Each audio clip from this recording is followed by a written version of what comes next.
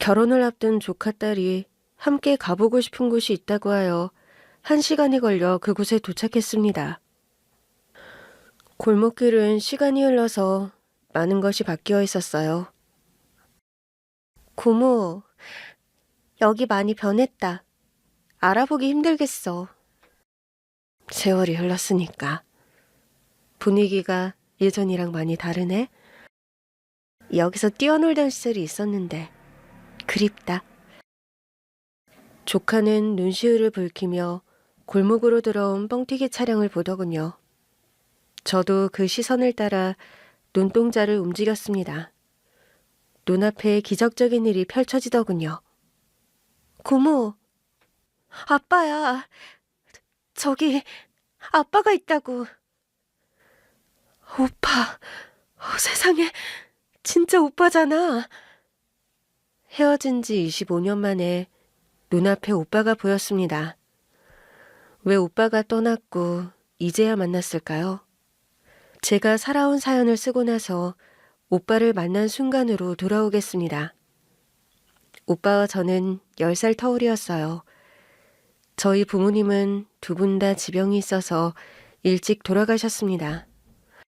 아무것도 모를 나이에 오빠와 단둘이 살게 되었답니다. 고아원으로 들어가지 않고 오빠가 생계를 유지하며 저를 키워줬어요. 오빠는 학교 안 가? 다른 오빠들은 교복을 입고 학교에 가던데. 오빠는 학교가 재미없어서 안 다녀.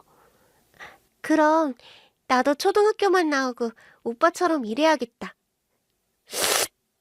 오빠가 그런 소리 하지 말랬지. 말숙이 너는 똑똑하니까 공부해야 한다고 수십 번 말했잖아. 혼자 책을 읽는 너를 보면 아직도 신기하다니까? 오빠가 한글 읽는 거 가르쳐줬으니까 읽는 거지. 오빠가 나보다 훨씬 똑똑한데 학교 안 다니고 있잖아. 글쎄, 아니라니까. 말숙이 네가 훨씬 똑똑해. 난 6살 때 한글 배웠어도 읽지 못했어. 오빠는 국민학교만 나오고 줄곧 일을 해왔어요. 구두 닦기로 1년 정도 일하다가 신문 배달과 중국집에서 배달부로 일했어요. 새벽부터 저녁 늦은 시간까지 일했죠. 저는 오빠가 중간중간에 한 번씩 집에 와서 챙겨줘서 불편함 없이 지냈습니다. 머리가 조금 크자 오빠가 얼마나 고마운 존재인지 제대로 깨달았어요.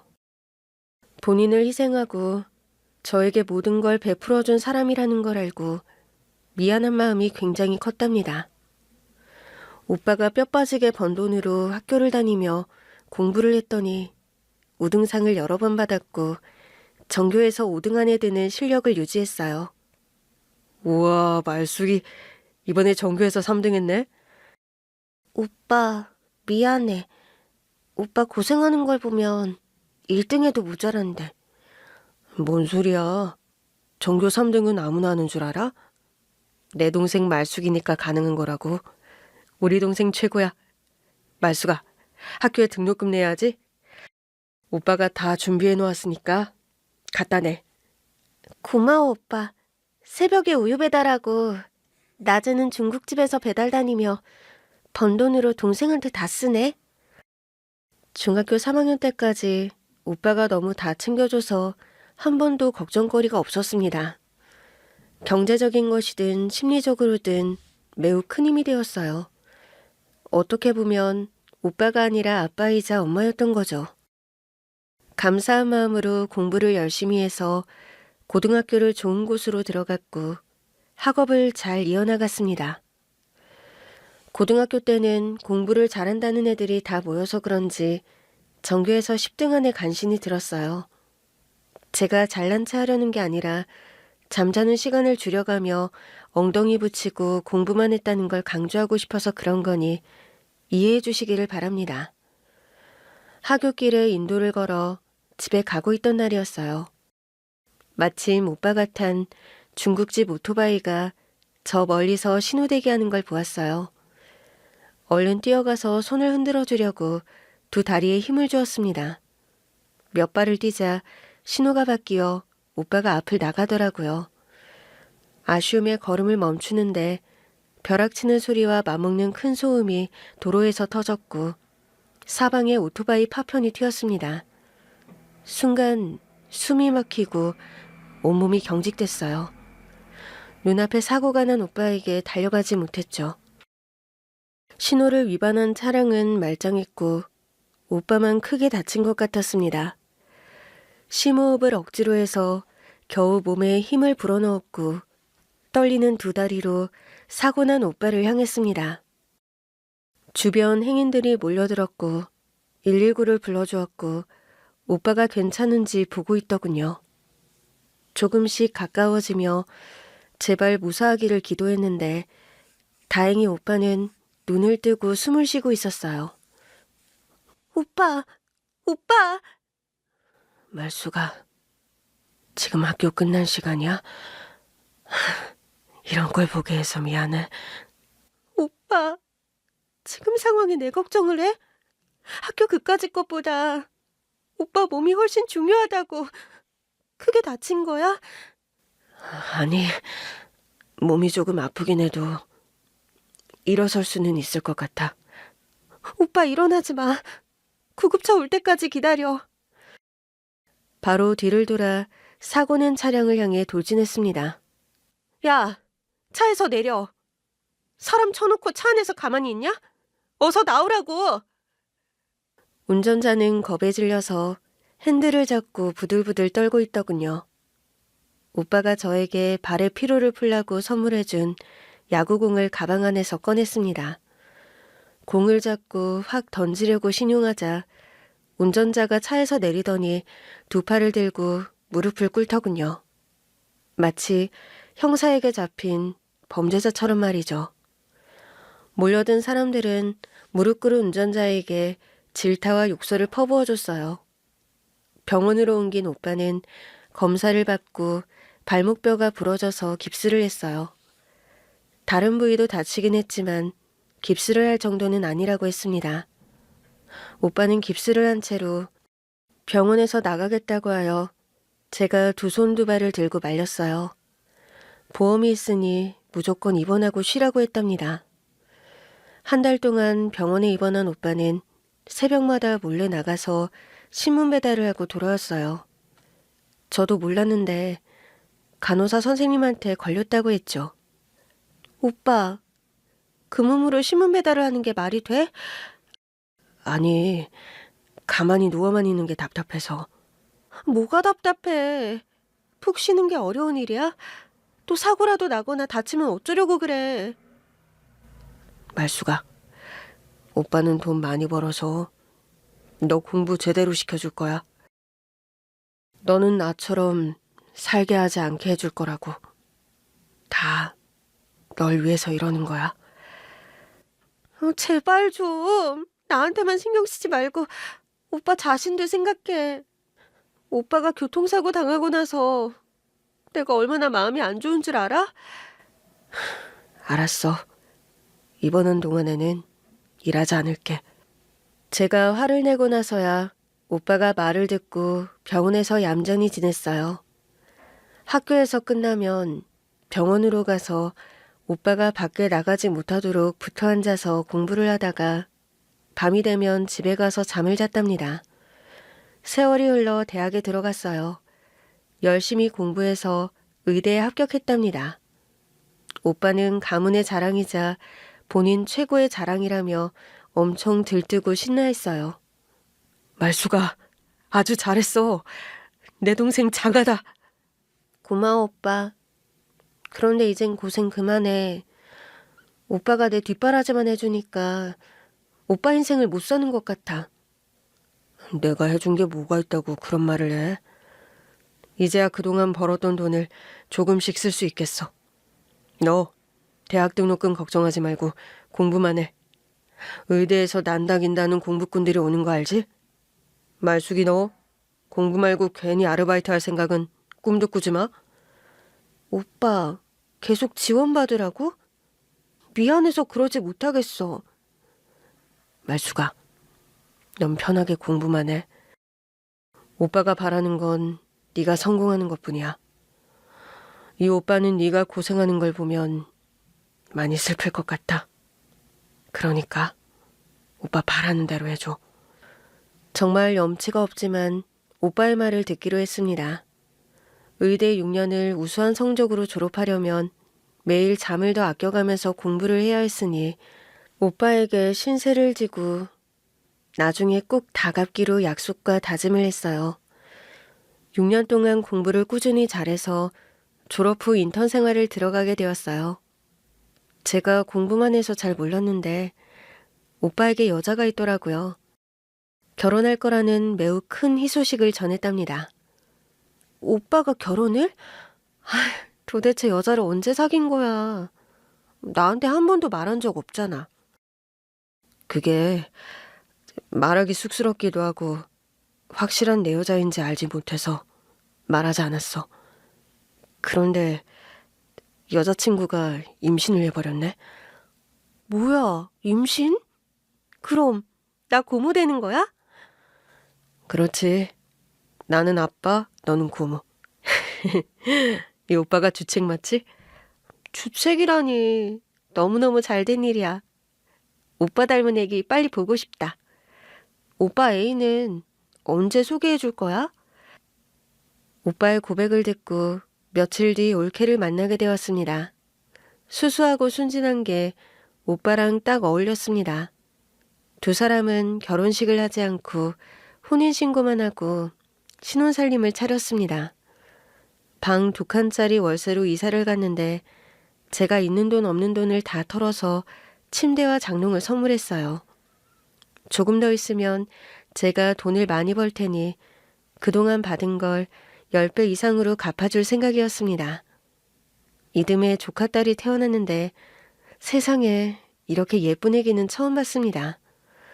이목구비가 뚜렷하고 머리카락도 빛이 나는 게 꼭 하늘에서 내려온 선녀가 아닐까 하는 생각이 들 정도로 예뻤어요. 오빠, 언니, 우리 조카 너무 예쁘다. 두 사람 부모가 된 걸 축하해요. 아가씨도 고모가 된 걸 축하해요. 새언니, 제가 살아가면서 우리 조카에게 무한하게 베풀게요. 조카가 원하는 거, 바라는 거 다 해주면서 살아요. 고마워요, 아가씨. 말수가, 네가 해줄 게 뭐가 있냐? 이 오빠는 아직 짱짱하다고. 내가 오빠한테 받은 게 얼마나 많은지 몰라? 나 그거 다 갚을 거야. 조카딸이 태어나고 정말 행복했는데 이 행복은 그리 오래가지 않았습니다. 올케가 교통사고로 숨지고 말았거든요. 조카애를 안고 횡단보도를 건넜는데 신호위반 차량에 치였어요. 올케는 조카딸을 살리려고 두 팔로 꽉 끌어안고 바닥을 굴렀답니다. 조카딸은 무사했지만 올케는 다시 돌아올 수 없었죠. 오빠는 올케를 잃고 무기력증과 우울증에 시달리며 일을 그만두게 되었어요. 정신을 바로잡지 못해서 조카딸을 거의 사돈어른 댁에 맡겼답니다. 오빠, 언제까지 이렇게 살 거야? 언니가 세상을 떠났어도 오빠는 미연이 아빠잖아. 내가 말이야. 정말 피땀 흘리며 열심히 살았거든. 그런데 아내가 그렇게 황망하게 떠나니까 왜 사는가 싶더라. 뭐? 그래서 이렇게 무기력하게 살겠다고? 미연이는? 오빠 딸 미연이는 어떡하라고? 지금은 아무것도 하고 싶지 않아. 말수가, 오빠 좀 쉬자. 그동안 못 쉬었던 거 몰아서 쉰다고 생각해줘라. 쉬는 거 가지고 뭐라고 하는 게 아니야. 생활비는 내가 다 대줄 수 있어. 오빠가 미연이를 데리고 와서 키웠으면 좋겠어. 사돈어른을 믿지 못하는 건 아니지만 그래도 부모가 있는데 여기서 살아야지. 조금만 쉬고 나서 생각하자. 오빠는 그렇게 삶에 큰 무기력을 얻고 집에서 몇 달 동안 누워 지냈습니다. 술을 입에 달고 살았죠.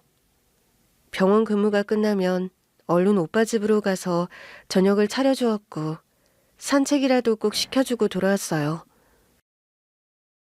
어느 날 오빠 집에 가는 길에 이번에는 제가 사고를 당했습니다.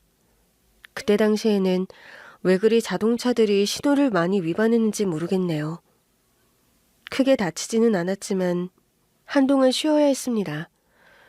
제 사고 소식을 들은 오빠가 달려왔습니다. 오빠의 눈빛은 어느 때보다 강렬했어요. 말수가 괜찮아? 너 오빠 집에 오다가 이렇게 된 거지? 오빠, 난 괜찮아. 몇 주 쉬면 낫는데. 다 나 때문이야. 내가 못나 빠졌으니 네가 날 챙기려고 오다가 이렇게 된 거라고. 난 정말 최악의 오빠야. 오빠가 힘든 일을 겪었으니까 그렇지. 난 다 이해해. 그리고 사고는 오빠랑 아무런 상관이 없어. 말수가, 오빠 정신 차렸다. 네가 사고 났다는 이야기 듣고 내가 뭐하는 놈인가 싶더라. 난 말숙이의 오빠고 미연이 아빠잖아. 이제부터는 정신 차리고 살 거야. 제가 사고를 당하고 나서 오빠는 정신을 차렸고 사돈어른 집에 가서 조카 딸을 데리고 왔습니다. 오빠와 조카를 물심양면으로 도와주면서 하루하루를 잘 지냈습니다. 다시 시작한 일은 중국집 배달원이었어요. 그만큼 잘할 수 있고 자신 있는 일은 없다고 하더라고요. 일단 활동을 하겠다고 하니 응원해 주었고 사고가 나지 않게 항상 조심하라고 조언을 해주었어요. 조카 딸은 사돈어른이 봐주기도 하고 제가 비번인 날은 하루 종일 제가 돌봤어요. 고모, 엄마는 어떻게 하늘나라에 갔어? 어? 조카가 이런 질문을 할 거라 생각하지 못해서 잠시 머뭇거렸습니다. 그러니까, 미연이를 구하다가. 아주 멋진 분이셨어. 자동차 사고가 나는 순간 미연이를 구하고 엄마만 하늘나라로 갔어. 그거 너무 슬프다. 나 때문에 하늘나라에 간 거잖아.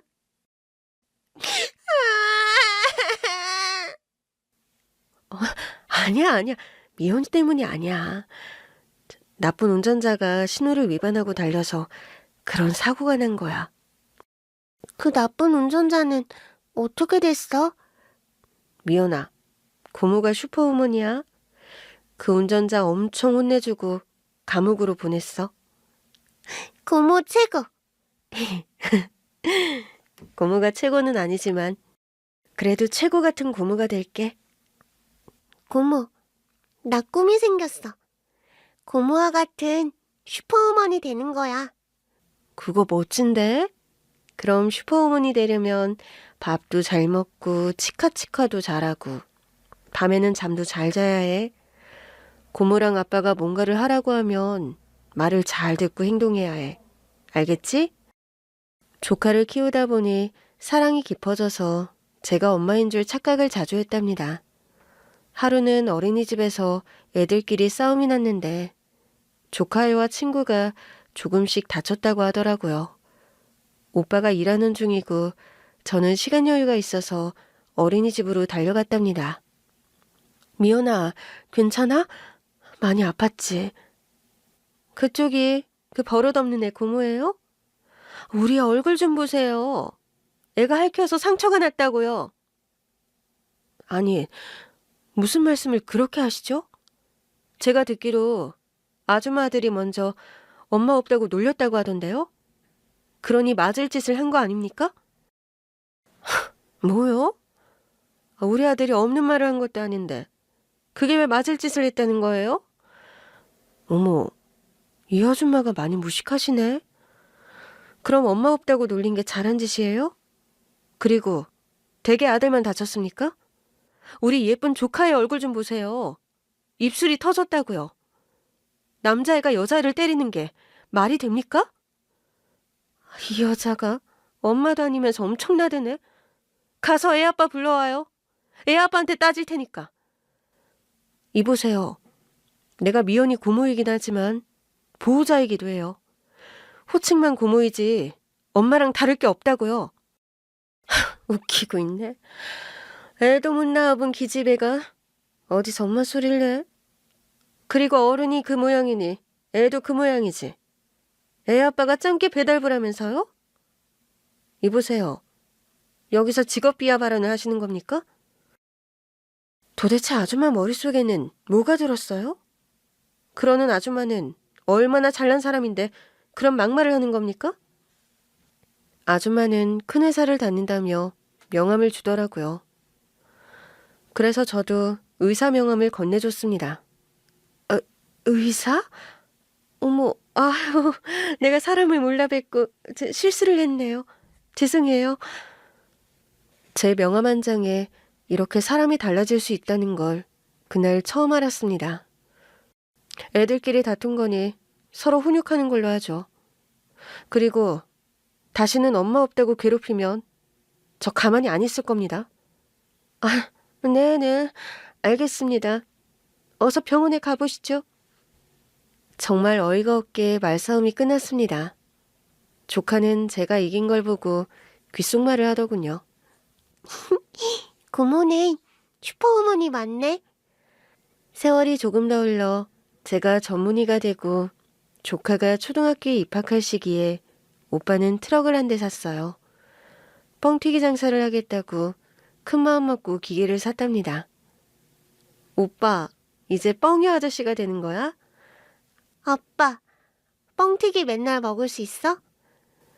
그래, 오빠는 뻥이 아저씨야. 미연아, 뻥튀기 매일 먹을 수 있고? 난 좋아. 아빠가 뻥튀기 아저씨 되는 거 너무 신나. 오빠는 조카애가 딱 좋아하는 직업을 가지게 되었습니다. 저도 오빠가 힘든 배달 일을 관두고 자기만의 일을 찾은 것 같아 기분이 좋았어요. 얼마 뒤 장사를 개시하는 날 실컷 축하를 하고 오빠의 뻥튀기를 많이도 먹었습니다. 자, 이제 터진다. 뻥이요! 뻥소리를 내며 기계에서 뻥튀기가 쏟아져 내렸습니다. 고소하고 달달한 뻥튀기는 입에서 사르르 녹았습니다. 오빠가 튀겨서 그런지 다른 집에서 먹는 것보다 훨씬 맛있었어요. 오빠, 대박 나겠다. 정말 맛있어. 맞아, 아빠. 아빠가 해준 뻥튀기가 세상에서 제일 맛있어. 내가 사랑하는 두 여자가 칭찬해주니까 너무너무 좋네. 내가 돈 많이 벌어서 우리 딸이랑 동생 부자로 살게 해줄게. 오빠, 내가 돈 벌면 가게 차려줄게. 트럭 말고 아예 뻥튀기 가게를 차려버리는 거야. 에이, 뻥튀기는 트럭에서 튀겨야 제맛이지. 말수가. 오빠한테 뭐 해줄 생각하지 말고 너 돈 모아서 시집갈 생각이나 해. 너 지금 노처녀인 거 알지? 응, 그래, 잘 알지. 나도 얼른 좋은 남자 만나서 시집가고 미연이 같은 딸랑구 하나 낳을 거야. 그래, 말숙이니가 낳은 자식은 아마 우리 딸보다 예쁠 거야.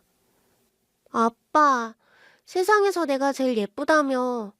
고모 딸이 더 예쁘다고 하면 어떡해. 아, 그렇지. 그럼 고쳐서 말할게.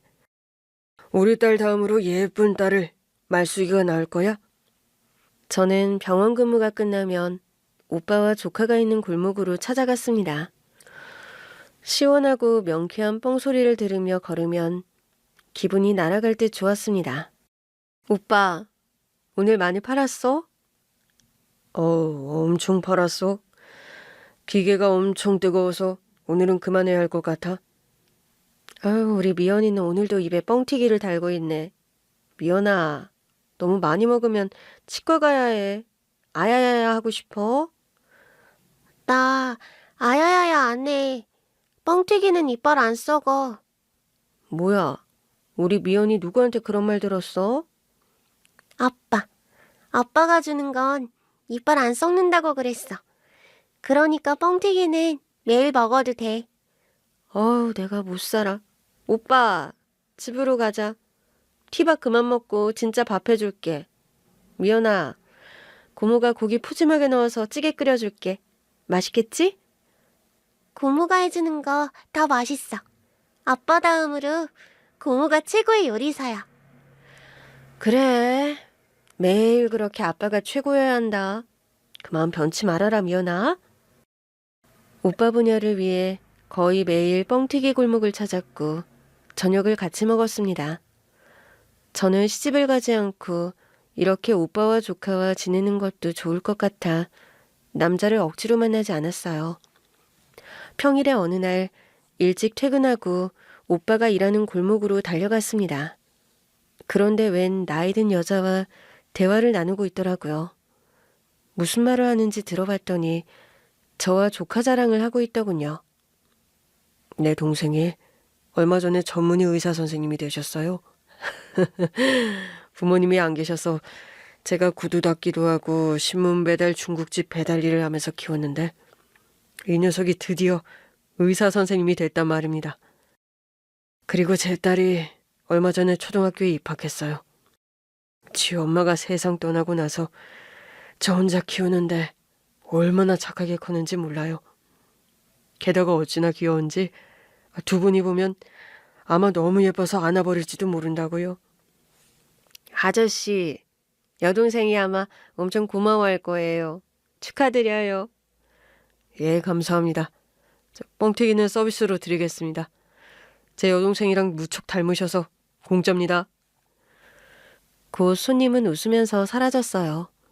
오빠는 손님만 보면 그렇게 제 자랑과 딸 자랑을 해온 것 같았습니다. 뻥튀기 장사는 3년 넘게 했는데 장사가 전처럼 잘 되지 않았습니다. 말수가 장사가 좀 안 되네. 아무래도 일주일에 사흘은 배달을 좀 할까봐. 배달? 무슨 배달? 트럭으로 할 수 있는 배달 말이야. 아무래도 벌이가 시원찮아서 배달이라도 해야겠어. 오빠, 내가 생활비 주고 있잖아. 괜히 몸 힘들게 일하지 말라니까. 말숙이 네가 준 돈은 아까워서 쓰지를 못하겠어. 네가 준 거 한 푼도 안 쓰고 모으고 있다고. 이거 나중에 너 시집갈 때 다 돌려줄 거야. 뭐라고? 그 돈을 여태 안 쓰고 모셔놨단 말이야? 오빠, 나 의사야, 의사. 돈 잘 버니까 쓰고 싶은 대로 써도 된다고. 아까워서 못 써. 오빠, 자꾸 이럴래? 미연이 학원도 보내고 하고 싶은 거 다 시켜주기로 했잖아. 그렇긴 한데 그래도 아깝더라. 자꾸 그러면 내가 불편해. 오빠, 내 마음 좀 편하게 해줘. 그래야 시집을 가든지 할 것 같으니까. 그래, 고맙게 잘 쓸게. 그래도 배달 일은 해볼 거야. 힘든 세상이니 열심히 살아야지.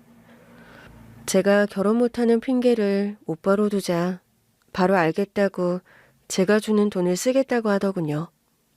그런데 오빠는 뻥튀기 장사만으로 살아가는 것은 무리라며 배달 일도 시작했습니다. 월수금 일주일에 3번씩 장거리로 채소를 배달했어요. 농촌에서 물건을 받아 도시까지 배달하는 역할을 했죠.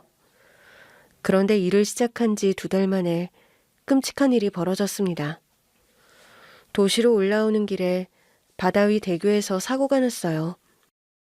오빠 차 앞에서 3중 추돌이 났는데 오빠는 사고를 피하려고 핸들을 틀었고 대교에서 떨어져 바다로 추락했답니다. 사고 연락을 받고 현장에 가봤더니 트럭이 인양되었는데 오빠는 보이지 않았어요. 해경 만료는 바다에 휩쓸려 내려갔을 거라며 찾기 어려울 거라고 했답니다. 우리 오빠가 바다에서 실종됐다는 말씀이세요? 그럴 리가. 우리 오빠 수영 잘해요. 달리기도 잘하고 뜀뛰기도 잘한다고요. 이런 바다까지 거 헤엄쳐서 살아남고도 남을 사람이라고요. 수색 작업을 할 테니 일단 기다려주세요. 그렇게 사흘을 수색 작업하다가 실종으로 결론 짓고 작업을 끝내더라고요. 저는 포기하지 않고 특수부대 출신 다이버들을 고용했습니다. 돈이 얼마나 들어가든 오빠를 반드시 찾아달라고 했답니다. 매일 먼 바다를 나가 오빠를 찾아보았지만 어디에도 없었습니다.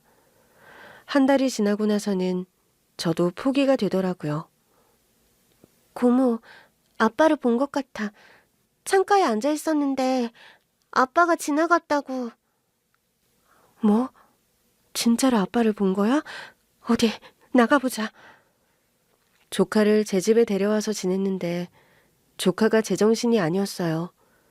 처음엔 저도 조카 말을 믿고 오빠가 살아 돌아온 줄 알았는데 늘 조카가 헛것을 본 거였습니다.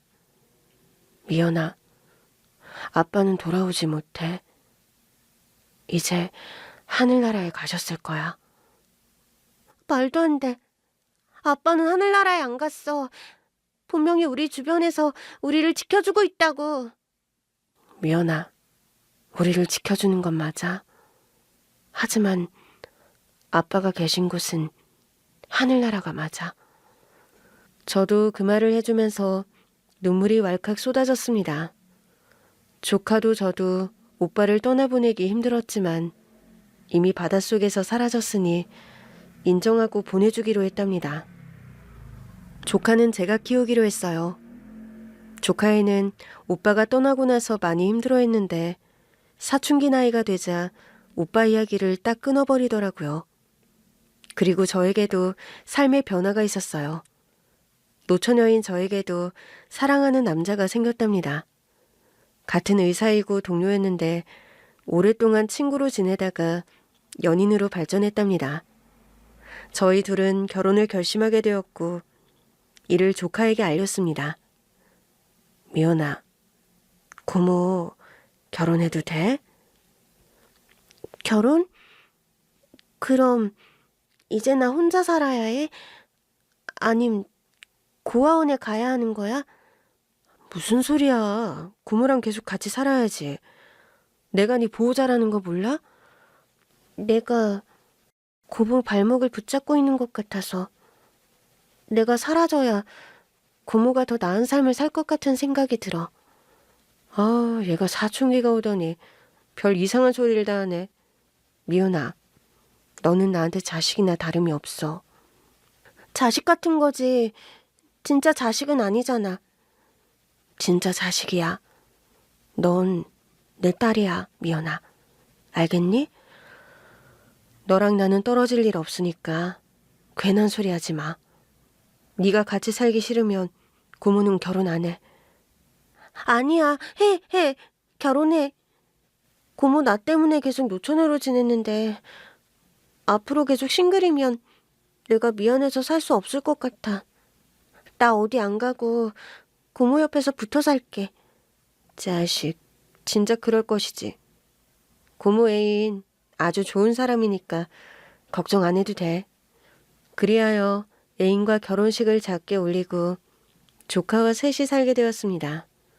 처음 한 달은 화기애애하게 잘 지냈는데 얼마 뒤 조카애가 버럭 화를 내는 순간이 왔습니다. 밥들 먹자. 여보 미연아, 어서 주방으로 나와. 여보. 응, 고모. 잠깐. 고모부, 지금 뭘 입으신 거예요? 서랍에 있길래. 이 추리닝 입으면 안 돼? 당장 벗어요. 그거 우리 아빠가 입던 옷인데 왜 고모부가 입어요? 그랬니? 미안하다. 난 단순히 눈에 편해 보이는 옷이라 입은 거야. 얼른 갈아입고 올게. 조카애가 방으로 들어가길래 쫓아 들어갔습니다. 제 남편이 잘못한 게 없으니 짚고 넘어가려고 말했습니다. 미연아, 나와서 사과해. 그렇게 화낼 일이 아니잖아. 고모, 이게 별일이 아니야? 우리 아빠 옷을 입었다고. 아무도 그 옷을 입으면 안 돼. 그냥 추리닝이야. 네 아빠가 아니라 그냥 옷이라고. 입을 수도 있는 거지. 사람을 그렇게 무안을 주면 어떡해. 고모, 이젠 아빠를 잊은 거야? 이젠 기억 저 멀리 보낸 거야? 어떻게 그럴 수가 있어? 있긴 뭘 잊어. 너희 아빠이자 내 오빠는 항상 가슴속에 있어. 아니, 아빠는 살아있어. 실종된 거지 돌아가신 게 아니라고. 어디선가 기억을 잃고 살아가고 있을 거야. 미연아, 그런 가능성은 제로야. 아직도 그런 소리를 하면 어떡하니? 제발 그만하자. 고모 미워. 내 방에서 나가. 조카가 버릇없이 굴긴 했지만 오빠의 생각에 잠겨 그런 것이니 이해하고 방에서 나왔습니다. 제 남편은 죄인의 표정으로 나와서 사과를 하더군요. 여보, 미안해. 내가 생각이 짧았어. 남자 추리닝이면 형님 옷이라고 생각해야 했었는데. 아니야. 당신이 잘못한 건 없어. 미연이가 사춘기니까 조금만 이해해줘. 그렇게 그날은 조용히 넘어갔습니다. 그런데 이튿날 아침에 조카애를 깨우려고 방에 들어갔더니 편지 한 장 써두고 가출을 했더라고요. 고모, 미안해. 나 아빠 찾으러 다녀올게. 어딘가에 살아있다는 걸 내가 꼭 증명할 거야. 언제가 될지 모르지만 꼭 돌아올게. 편지를 읽고 바닥에 풀썩 주저앉았습니다. 남편을 얼른 불렀고 편지를 보여줬습니다. 그이는 바로 경찰에 신고했고 멀리 가지 못했을 거라며 집을 뛰쳐나갔어요. 전화로 병원 근무를 바꾸고 집 근처부터 터미널 기차역을 샅샅이 뒤져봤습니다. 어디로 숨었는지 이미 멀리 갔는지 조카의 얼굴은 보이지 않았습니다. 터미널 근처 CCTV를 확인한 경찰은 조카가 고속버스를 타고 남해 쪽으로 간 것을 확인했어요. 오빠가 사고로 실종된 곳이었죠. 진짜로 살아있다고 믿고 있는 건지 믿고 싶은 건지 조카는 그리로 떠났습니다. 남편의 차를 타고 남해까지 가서 그쪽 경찰들의 도움을 받아 조카를 찾아다녔어요. 핸드폰이 마지막으로 꺼진 동네를 가서 이잡듯이 샅샅이 뒤져보았죠. 다시 핸드폰이 켜지길 기다렸는데 꺼놓은 핸드폰은 다시 켜지지 않았습니다. 미연이 이 집에 잡히면 가만 안 둘 줄 알아. 여보, 미연이한테 뭐라 하지 마. 상처가 많은 아이니까 이해를 해야지. 아빠 엄마가 돌아가시고 속으로 얼마나 힘들었겠어. 그리고 우리랑 사는 것도 눈치를 봐야 했잖아. 우리가 언제 눈치를 준 적이 있어? 그 기집애 괜히 심술 부리는 거야. 대체 언제 처리되는 건지 모르겠다니까. 그렇게 화를 냈지만 속으로는 제발 조카가 무사하길 기도했습니다. 며칠째 남해 근처에서 기다리며 조카 핸드폰이 켜져서 위치 추적을 하려고 했어요. 하지만 어떻게 된 일인지 핸드폰은 다시 켜지지 않았습니다. 걱정이 심하게 돼서 가만히 있지 못하고 바닷가 근처 찜질방, 숙박업소, 게임방을 찾아다녔습니다. 가출 5일째가 되던 날 조카한테 전화가 걸려왔어요. 고모, 도와줘. 미연아, 거기 어디야? 조카 목소리가 그치고 어떤 남자의 목소리가 들렸습니다. 야, 이 자식아, 너 뭐하는 놈이야? 잘 찾아봐. 행운을 빌어, 아줌마. 전화가 뚝 끊어졌습니다. 경찰에게 말해서 위치 추적을 해보자고 하니 잠시 통화하고 다시 꺼져서 찾기 어렵다고 하더군요. 조카에게 진짜 큰일이 난 것 같아서 저는 정신줄을 놓아버렸습니다. 가출 청소년 쉼터를 찾아가서 애들한테 조카 사진을 보여주며 본 적이 있냐고 묻고 또 물었습니다. 잘 봐. 중학교 2학년인 애야. 분명히 봤을 거야. 몰라요. 못 봤어요. 자세히 봐. 똑바로 보라고. 여보, 흥분했어. 이 학생들이 무슨 잘못이 있다고 그래? 내 조카가 사라졌는데 당신은 어떻게 이성적일 수가 있어? 나도 겁나고 무서워. 빨리 미연이를 찾고 싶다고. 하지만 급하게 움직이고 화낸다고 찾아지는 게 아니잖아. 여보, 진정하고 경찰이 찾을 때까지. 닥쳐! 내 딸은 지금 누군가에게 끌려갔어. 무슨 일을 당할지 모른다고. 목적지 없이 아무 곳이나 들어가서 조카의 사진을 보여주면서 찾아다녔어요. 곧 밤이 깊어졌고 남편이 오늘은 그만하고 숙소로 돌아가자고 했습니다. 우리 미연이 어떡해? 여보, 찾을 거야. 꼭 찾을 거니까 오늘은 이만 쉬고 내일 돌아다니자. 당신 밥도 안 먹었잖아. 일단 쉬자고. 남편과 숙소로 돌아가 누웠지만 잠이 오지 않아서 남편 몰래 밖으로 나왔습니다. 그리고 생각 없이 길을 걸었습니다. 한참 뒤에 어디선가 들었던 목소리가 들렸습니다. 야, 여자애들 3명이나 모았다. 오늘 밤에 제대로 놀아보자고. 야, 놀고 그냥 보낼 거야? 글쎄, 그냥 오랫동안 같이 지내면서 각자 애인 하나씩 두면 좋을 것 같기도 하고. 뭐 다들 집 나온 애들이니까 상관없겠지? 그래, 일단 놀고 나서 생각해보자. 술 많이 샀으니까 일단 회포를 풀어보자. 난 노란머리 여자애쯤 할게. 넌 누구로 할래? 행운을 빌어. 난 순진하고 예쁘게 생긴 여자애. 분명히 조카 딸 전화로 행운을 빈다고 말한 놈의 목소리와 비슷했습니다. 아니, 확실했습니다. 저는 그 어린 남자 둘의 뒤를 천천히 따라갔습니다. 항구 쪽 컨테이너 박스가 보였는데 열쇠를 꽂아 돌리더니 안으로 들어가더군요. 창가 쪽에 귀를 가져다 댔더니 조카 목소리가 들렸습니다. 오빠들 살려주세요. 저희 집에 보내주세요. 야, 나 잡아먹는데? 술이나 마시자. 어서 한 잔씩 들래? 술 같은 거 먹어본 적 없어요. 귀여운 것. 술맛 처음 보겠구나. 그리고 남자도 처음 겪는 거겠지? 이름이 뭐라고 했지? 미연이? 오빠 옆으로 와봐. 분명한 조카 목소리가 들리고 어린 놈의 자식이 허튼 짓을 하려고 하는 걸 듣고 어디서 힘이 솟아났는지 유리창을 주먹으로 깨부셨습니다.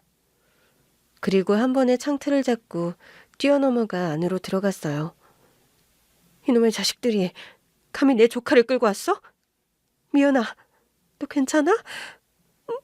고모. 에이, 저 아줌마 뭐야? 얘들아, 아줌마 잡아! 한꺼번에 세 놈이 달려들었는데 제 힘을 감당하지 못했어요. 배치기와 두 팔로 밀어버렸더니 세 놈이 나가 떨어지더군요. 야, 아까 행운을 빈다는 놈. 너야말로 행운을 빈다. 내 손에서 살아남기를 기도해라. 이 자식들아! 평생 싸움이라곤 해본 적도 없던 저는 조카애를 끌고 간 불량 청소년들에게 사정없이 주먹과 발차기를 했습니다. 금세 낮아빠졌고 앓는 소리를 하며 항복했습니다. 그리고 잠시 후 컨테이너 박스의 문이 열렸는데 제 남편이었습니다. 여보, 미연아. 빨리도 오네. 빨리 이놈의 자식들 싹 잡아들여. 아까 불렀어. 당신이 갑자기 사라져서 신고를 했다고. 위치 추적하고 바로 달려왔단 말이야. 미연아, 무사하니? 조카는 저에게 달려와 안겼고 미안하다고 오열했습니다. 고모. 미안해. 모진 거사.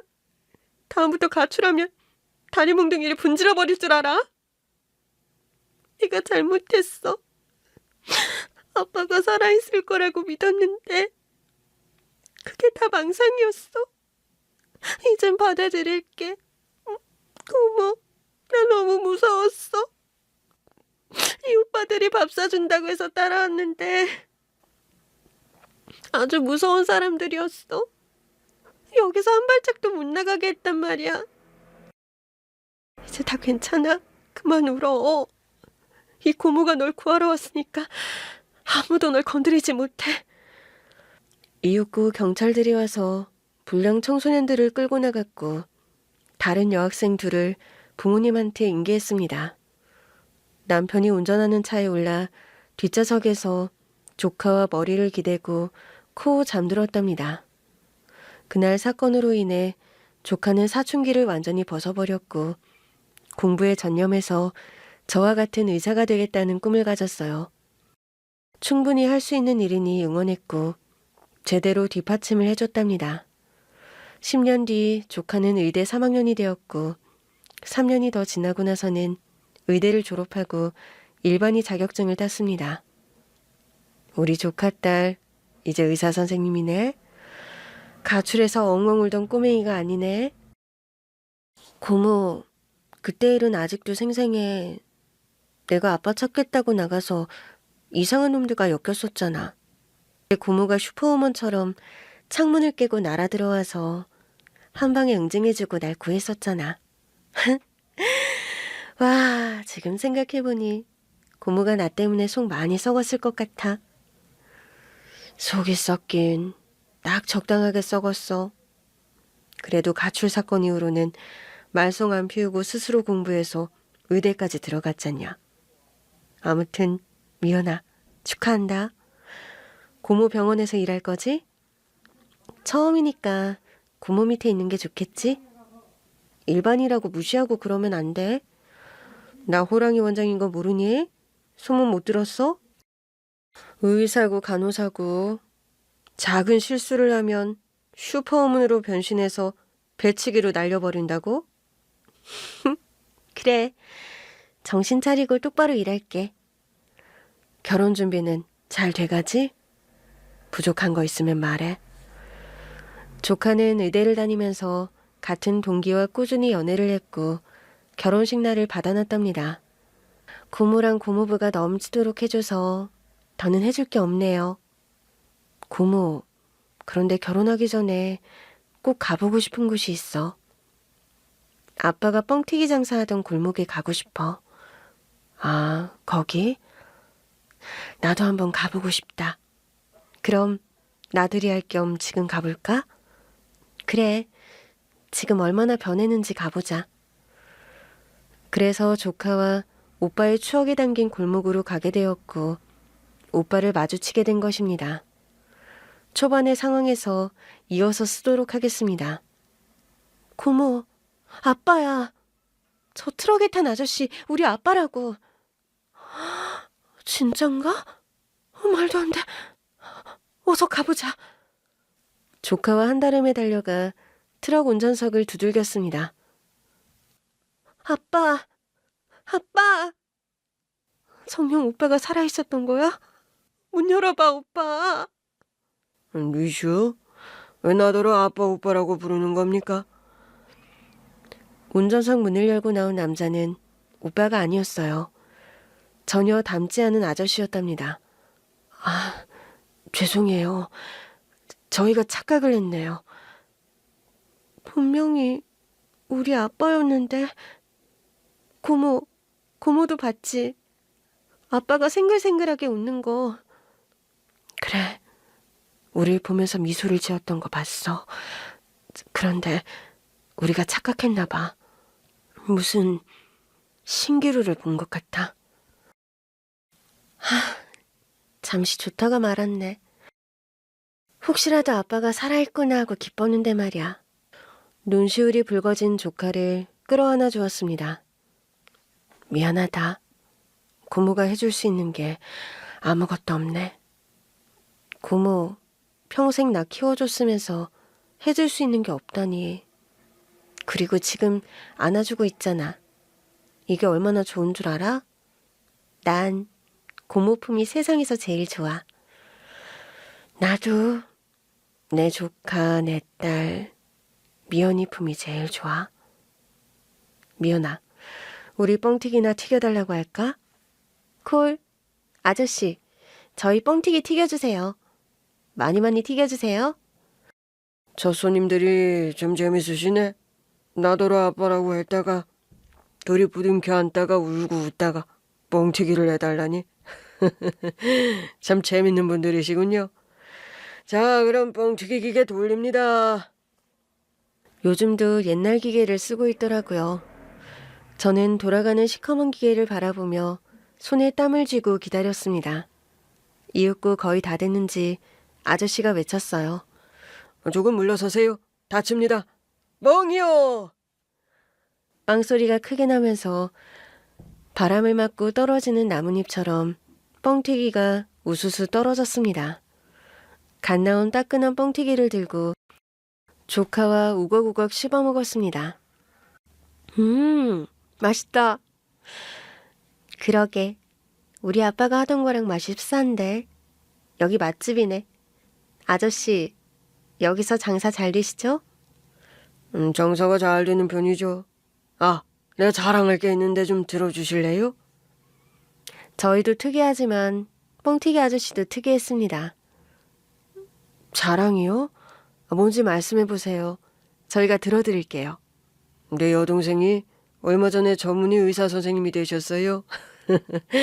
아니, 부모님이 안 계셔서 제가 구두 닦기도 하고 신문 배달, 중국집 배달 일을 하면서 키웠는데 이 녀석이 드디어 의사 선생님이 됐단 말입니다. 그리고 제 딸이 얼마 전에 초등학교에 입학했어요. 지 엄마가 세상 떠나고 나서 저 혼자 키우는데 얼마나 착하게 컸는지 몰라요. 게다가 어찌나 귀여운지 두 분이 보면 아마 너무 예뻐서 안아버릴지도 모른다고요. 저와 조카는 아저씨의 말을 듣고 소름이 끼쳤습니다. 여동생은 저를 말하는 것 같았고 딸은 조카를 말하는 것 같았어요. 그리고 제가 이 장면을 어디선가 보고 들은 것 같았답니다. 꼭 타임머신을 타고 과거로 와서 시간을 보내고 있는 기분이었답니다. 저는 웃으며 아저씨한테 말했습니다. 아저씨, 여동생이 아마 엄청 고마워할 거예요. 축하드려요. 아저씨 딸도 아저씨한테 엄청 감사할 거예요. 초등학교 입학한 걸 축하드려요. 아, 이렇게 만난 것도 인연인데 오늘 뻥튀기는 서비스로 드리겠습니다. 저보다 훨씬 젊은 아저씨를 구석구석 봤더니 오빠와 닮은 게 참 많더라고요. 웃을 때 눈 옆에 깊게 파이는 주름, 허름한 카고 바지에 헐렁한 남방 셔츠, 수십 년 고생의 흔적이 고스란히 담긴 두 손까지 매우 흡사했어요. 조카와 뻥튀기를 실컷 얻어먹고 배시시 웃고 있는데 뻥튀기 트럭 앞에 사람들이 몰려들어 뒤로 물러났습니다. 고모, 신기하다. 꼭 과거 여행을 온 것 같아. 나도 그래. 저 남자 네 아빠를 많이 닮은 것 같아.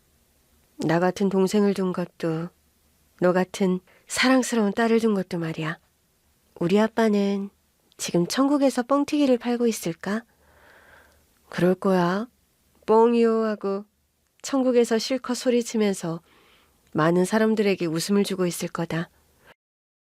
참 좋은 사람이라 어디를 가도 사랑받을 거야. 오늘 참 좋은 나들이었어, 고모. 그래, 나도 너랑 있어서 좋았고 오빠를 잠시 만난 것 같아서 좋았다. 뻥튀기 아저씨가 열심히 일하는 걸 보고 인사는 하지 않고 돌아왔습니다. 다음에 또 기회가 되면 조카와 같이 뻥튀기나 먹으려고 갈 생각이었어요. 조카애는 얼마 뒤 예쁜 웨딩드레스를 입고 결혼을 하게 되었어요. 어찌나 예쁘던지 아까워서 시집 보내기가 싫었답니다. 어머, 누구세요? 미연이는 어디를 가고 아가씨가 여기에 있는 거죠? 고모, 재미없어. 나 풀메이크업해서 다른 거 나도 알아. 미연아, 너 왜 이렇게 예쁜 거니? 왜긴 왜야? 유전자가 그러하니까 예쁜 거겠지? 고모도 한미모 하잖아. 우리 집안이 원래 미남미녀만 있는 거 몰랐어? 아빠도 원래 엄청 잘생겼었잖아. 그렇긴 하지. 인정? 저희들의 수다를 깨고 남편이 들어왔습니다. 우리 딸님이 어디 가고 아가씨가 있는 거야? 여보, 미연이 어디 있어? 여보, 벌써 그건 내가 했어. 아유, 그래? 역시 부부라서 그런지 항상 통하네. 미연아, 마음의 준비는 됐냐? 이 고모부 손잡고 들어가는 거 진짜로 네가 원하는 거지? 그럼요. 내가 아빠 손을 잡고 들어가지 누구 손을 잡고 들어가겠어요? 우리 딸내미가 아빠를 울리네. 감동이다. 곧 결혼식이 시작되고 남편과 미연이가 손을 잡고 나란히 걸어 들어오는 걸 보았어요. 그 순간 왜 눈물이 나오는지 도무지 이유를 모르겠더라고요. 흐르는 눈물은 그칠 줄 모르고 계속 터져나왔답니다. 조카가 결혼해서 독립하고 저와 남편은 둘이 허전함을 느끼며 지냈습니다. 그래도 병원에 가면 조카를 볼 수 있으니 그것만으로 만족하면서 일상을 보냈답니다. 앞으로 어떤 인생이 펼쳐질까요? 영화 같은 일이 벌어질까요? 예능 같은 일이 일어날까요? 어떤 일이든 감사히 받아들이며 살도록 하겠습니다. 제 사연을 들어주셔서 대단히 감사합니다. 모두 행복한 하루 보내세요.